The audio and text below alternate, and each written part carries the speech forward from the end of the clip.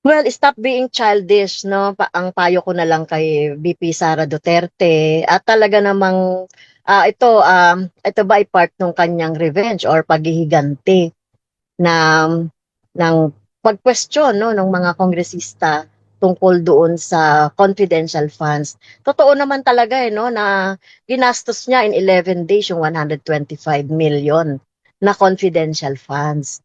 Kaya tigilan niya na yung pagiging sorry sa mga bata.